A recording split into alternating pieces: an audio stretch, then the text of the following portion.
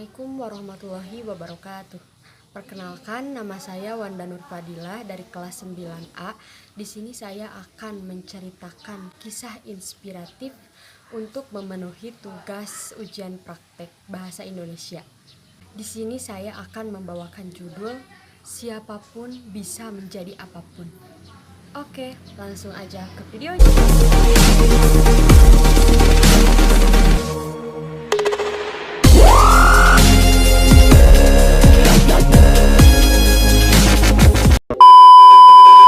Diceritakan ada sebuah keluarga yang beranggotakan 5 orang.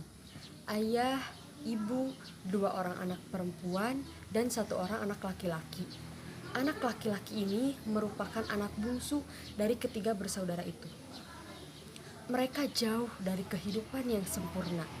Dari kecil mereka terbiasa hidup berkekurangan.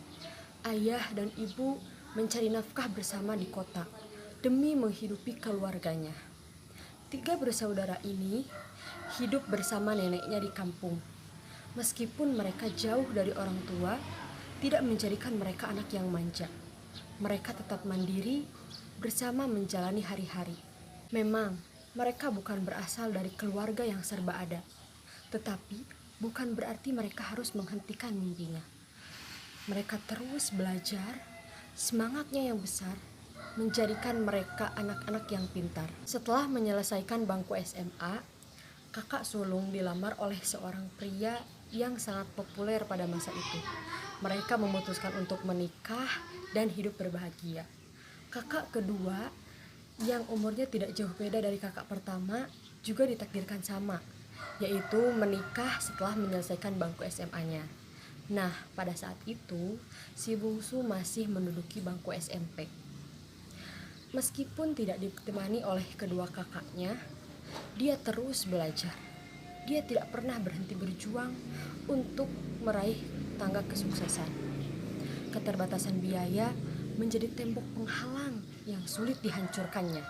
Tetapi dukungan orang tua dan keluarganya sangat kuat agar dia bisa melanjutkan sekolahnya hingga ke perguruan tinggi. SMP, SMA, dia selalu mendapatkan ranking pertama di kelas. Dia selalu menjadi murid terbaik di sekolahnya, meskipun dengan keadaan yang cukup menderita.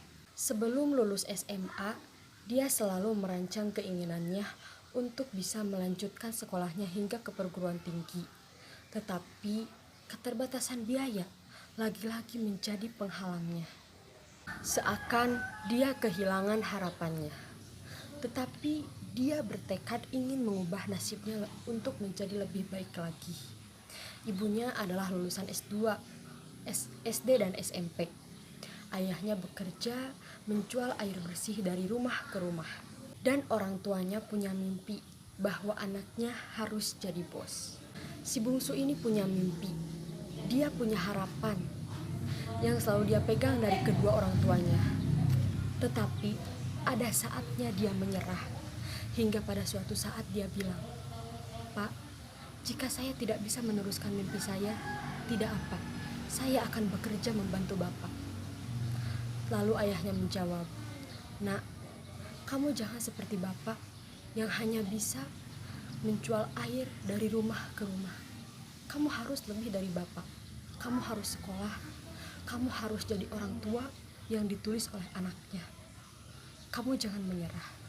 Bapak tunggu kamu di universitas impianmu."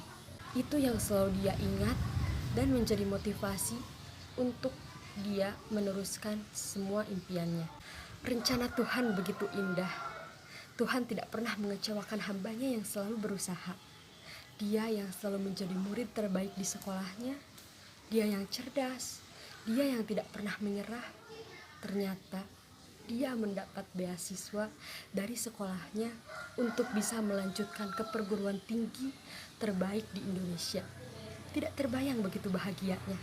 Dia bisa melanjutkan mimpi tanpa harus memikirkan biaya yang selalu menjadi penghalangnya. Jelas, keluarganya sangat bangga padanya. Selama dia menjadi mahasiswa, ada sosok ayah yang selalu gigih menghadapi masa-masa sulitnya dibarengi dengan dilema. ayah yang harus membiayai bekal kuliah, dan mengobati istrinya yang sedang sakit keras. Meskipun seringkali dibantu oleh keluarganya, tetapi di sisi lain ada si bungsu yang sedang berjuang. Masih dia yang semangat, masih dia yang cerdas, masih dia yang tidak pernah menyerah.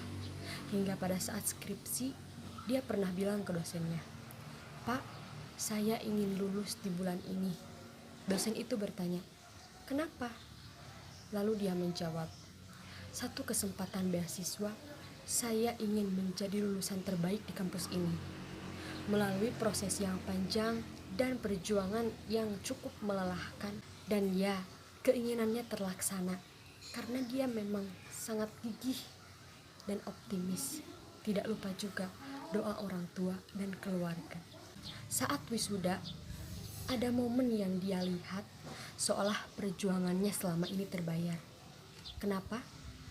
Karena dia melihat orang tuanya melambaikan tangan ketika dia mendapat penghargaan dari Pak Rektor.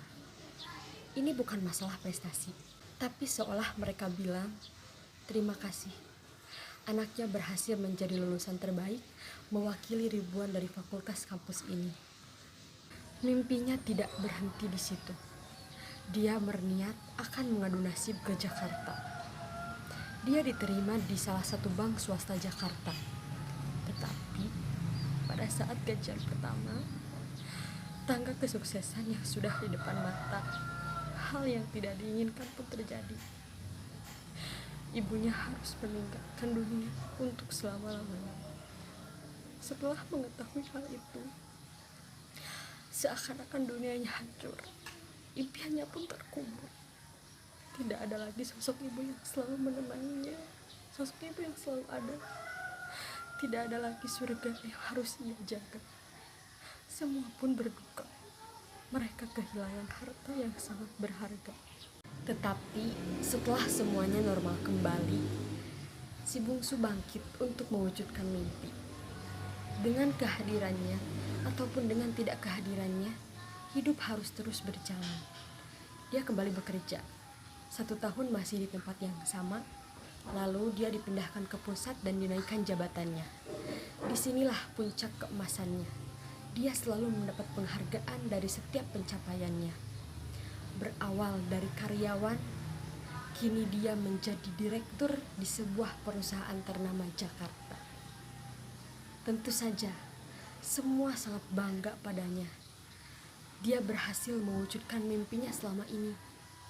Dia berhasil mengubah nasibnya dan nasib keluarganya menuju kehidupan yang lebih baik lagi. Di balik itu semua, tentu saja begitu banyak perjuangan yang tidak semua orang bisa melewatinya. Dia mampu memutar takdirnya dari titik terendah menuju tingkat kesuksesan lewat kerja kerasnya. Dukungan keluarga dan tekad yang kuat, siapapun bisa menjadi apapun. Siapapun bisa merubah nasibnya dan hidup lebih baik lagi.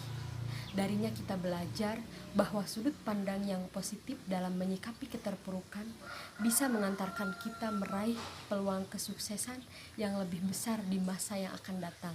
Jangan pernah berhenti belajar. Hingga ada pepatah mengatakan, jika kamu tak sanggup menahan lelahnya belajar, maka kamu harus sanggup menahan perihnya kebodohan. Sekian dari saya, mohon maaf bila ada kekurangan dan kesalahan kata karena saya masih dalam tahap pembelajaran. Wassalamualaikum warahmatullahi wabarakatuh.